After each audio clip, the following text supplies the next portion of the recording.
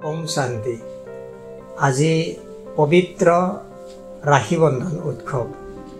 আমি প্ৰত্যেক বছৰে উলহ মালহৰে এই পবিত্ৰ ৰাখি বন্ধন উৎসব পালন কৰি আহিছোঁ। আমি সদায় প্ৰতি বছৰে উৎসবটো পালন কৰোঁ, কিন্তু এইটো এটা এনেকুৱা উৎসব যি উৎসৱৰ আগত লিখা আছে পবিত্ৰ ৰাখি বন্ধন উৎসৱ। কাৰণ এই উৎসৱৰ বহুত ডাঙৰ মহত্ব আছে। এই উৎসৱ পালন কৰাই হয় ৰক্ষাৰ কাৰণে, সুৰক্ষাৰ কাৰণে। আৰু কাৰ সুৰক্ষা হিচাপে পালন কৰা হয়? যে ভনীয়ে ভায়েকক ৰাখি পিন্ধাই দিয়ে, এইটো আশাৰেই ৰাখি পিন্ধাই দিয়ে যে এদিনাখন ভনীয়েকক ভায়েকে ৰক্ষা কৰিব।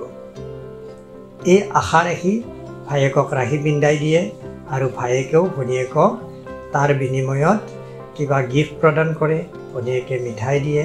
এনেকুৱা কৰি আমি সমাজত দেখা পাওঁ। সদায় ৰাখি বন্ধন উৎসৱ আমি পালন কৰোঁ। এয়া কিমান সুন্দৰ অৰ্থ, সেইকাৰণে এই বন্ধনক পবিত্ৰ ৰাখি বন্ধন হিচাপে কোৱা হৈছে।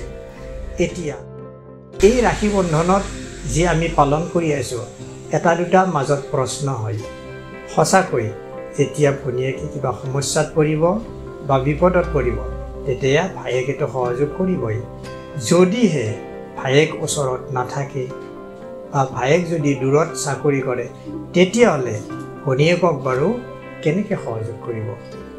গতিকে সেইখিনি সময়ত কোনে সহযোগ কৰিব? দ্বিতীয়তে আমি দেখা পাওঁ যে আজি ভনীয়েকৰ বাৰু সমস্যাত ভায়েকে সহযোগ কৰিব, কিন্তু যে অকল ভনীয়েককে সুৰক্ষাৰ দৰকাৰ নে? যে আমি দেখা পাওঁ যে সমাজৰ প্ৰত্যেক ব্যক্তিকে সুৰক্ষাৰ দৰকাৰ। সেয়েহে প্ৰত্যেক ব্যক্তিকেনো কোনে সুৰক্ষা কৰিব? ভনীয়েকক ভায়েকে সুৰক্ষা কৰিব, যে আমাক সকলোকে কোনে সুৰক্ষা কৰিব?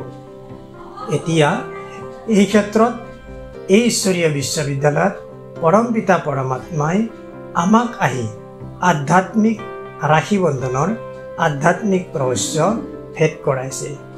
এই ৰাখি বন্ধন উৎসৱ অকল বেহেন ভায়ক ৰাখি পিন্ধাই নহয়, যে এই ৰাখি বন্ধন উৎসৱ সকলোৰে সুৰক্ষাৰ ৰাখি বন্ধন উৎসৱ। আৰু সকলোকে সুৰক্ষিত একমাত্ৰ পৰম পিতা পৰমাত্মাইহে কৰিব পাৰে। সেয়েহে পৰম পিতা পৰমাত্মাই এই ঈশ্বৰীয় বিশ্ববিদ্যালয়ৰ জৰিয়তে যি আধ্যাত্মিক আৰু ৰাজযোগ শিক্ষা প্ৰদান কৰি আছে, এই আধ্যাত্মিক আৰু ৰাজযোগ শিক্ষা যদি আমি গ্ৰহণ কৰোঁ, তেতিয়াহ'লে আমি প্ৰত্যেকেই আমি জীৱনত সুৰক্ষিত অনুভৱ কৰোঁ। কিয়নো আধ্যাত্মিক জ্ঞানৰ দ্বাৰা পৰমাত্মাই আমাক সদায় পজিটিভ শুভ সংকল্প চিন্তাৰ কৰাৰ কাৰণে কয়। অৰ্থাৎ আমাৰ যিমানবিলাক বেয়া সংকল্প, বেয়া কৰ্ম, এইবিলাকৰ পৰা আমাক দূৰত ৰাখে। আৰু এই আধ্যাত্মিক শিক্ষাৰ লগতে যি ৰাজযোগা মেডিটেশ্যন ডেইলি সদায়ে ৰাতিপুৱা গধূলি কৰা হয়, এই আধ্যাত্মিক শিক্ষাৰ লগত ৰাজযোগা মেডিটেশ্যনে আমাৰ আত্মিক শক্তি বৃদ্ধি কৰাত সহায় কৰে।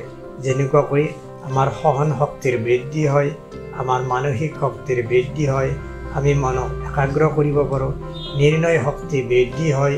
আমাক সদায় হ'ব আমাক লাগে লাগে লাগে, আমাক যিখিনি দৰকাৰ সেইখিনিয়ে দৰকাৰ, অৰ্থাৎ বিস্তাৰক সংকীৰ্ণ কৰা, এনেকুৱা ধৰণৰ বিভিন্ন ধৰণৰ শক্তি, যিটো শক্তিৰ আমাৰ দৰকাৰ হয়। গতিকে এই আধ্যাত্মিক আৰু যি আমাৰ ৰাজযোগ শিক্ষাই, এই ৰাজযোগ শিক্ষাই আমাক মনক একত্ৰিত কৰে, প্লাছ আমাৰ জীৱনত সুখ শান্তি প্ৰদান কৰে। গতিকে আমি যদিও প্ৰত্যেক বছৰে ৰাখি বন্ধন উৎসৱ পালন কৰি আহিছোঁ, এই ৰাখি বন্ধনৰ আধ্যাত্মিক ৰহস্য এইটোৱে যে আমাক এই যে এডাল ৰাখি হাতত ৰাখি পিন্ধাই আমাক সুৰক্ষিত কৰিব, আচলতে এয়া নহয়। এয়া এক প্ৰতীকহে। আচলতে যে পৰম পিতা পৰমাত্মাৰ ইয়াদত থাকি, অৰ্থাৎ পৰম পিতা পৰমাত্মাৰ স্মৃতিত থাকি আমি ৰাখিটো পিন্ধিম, আৰু পৰমাত্মাই কোৱা মতে আমি চলিম, আৰু ৰাজযোগা মেডিটেশ্যন অভ্যাস কৰিম। এয়াই আমাৰ ৰাখি বন্ধনৰ আধ্যাত্মিক ৰহস্য। ওম শান্তি।